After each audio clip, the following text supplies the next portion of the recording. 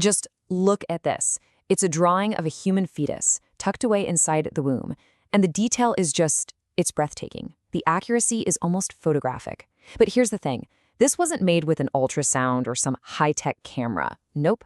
This was drawn by hand, more than 500 years ago, by a man who, frankly, shouldn't have been able to see this at all.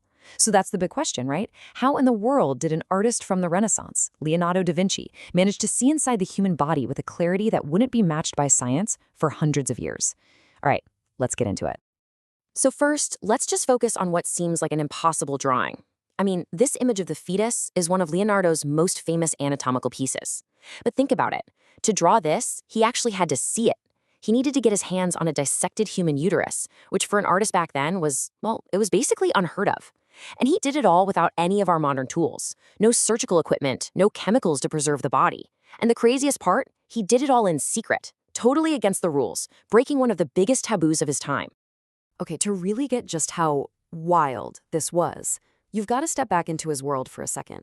Picture Renaissance Italy. Yeah, it was this explosion of art and new ideas, but the human body after death, that was sacred ground. It was still a total mystery.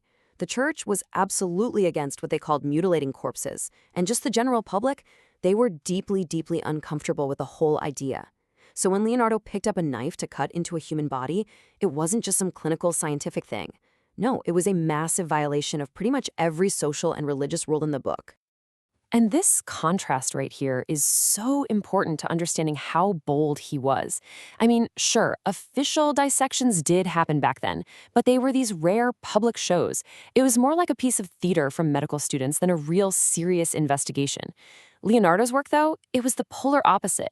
He was doing this stuff all the time in complete secrecy, and he wasn't following some textbook. He was driven by this intense personal need to figure out how the human machine actually worked, both for his art and for his own scientific curiosity. And let me tell you, that curiosity came with huge, huge risks. This wasn't just something people would gossip about. It was downright dangerous. He could have been accused of robbing graves, or even worse, something like sorcery or witchcraft. The church was already watching him, super suspicious of what he was up to, and at one point, when he was in Rome, officials got so freaked out by his activities that they just shut him down, flat out. So the takeaway here is really stark. Every single one of those amazing drawings we see today, well, he was risking his reputation, his freedom, and maybe even his life to create them. So the big question is, in a world where this was completely forbidden, how on earth did he actually pull it off?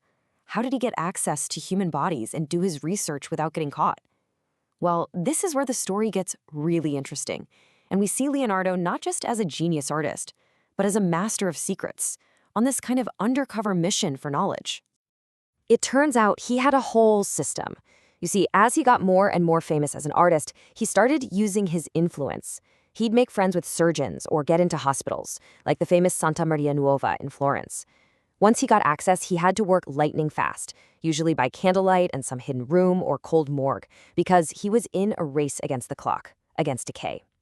And while he worked, he was furiously sketching and taking notes, documenting every single thing in those notebooks of his. He even used that famous mirror writing to make sure nobody could easily steal his secrets. So how many times did he actually do this? How many bodies did he study? Well, over his lifetime, the estimate is around 30. 30 human bodies. Just let that sink in for a moment. 30 different times he slipped into the shadows, lit a candle, and got to work, peeling back the layers of the human form. That is an absolutely staggering number, and it just shows you how unstoppable his hunger for knowledge really was. And what he found? Wow, the secrets he uncovered were completely revolutionary. See, he wasn't just sketching what he saw. He was actually understanding it. He was decoding the engineering of the human body like no one had ever done before. And the things he figured out, they were centuries ahead of his time. Okay, check this out. He was dissecting an old man, supposedly over 100 years old, and he noticed something weird. He wrote that the man's arteries were thick and twisted. What he was describing for the very first time in history is a condition we now know as atherosclerosis, or hardening of the arteries. He was basically diagnosing a disease hundreds of years before doctors even had a name for it. And his work on the heart, honestly, it's just mind-blowing. Back then, everyone thought the heart was basically just a simple pump, but Leonardo knew it was way more complicated. So what did he do? He built glass models of the aortic valve and started pumping water through them. And he discovered that blood doesn't just shoot straight through, it swirls in these beautiful little spirals, or vortices, that actually help the valve close perfectly. This is something modern scientists didn't confirm until they had super advanced imaging tech in the 20th century.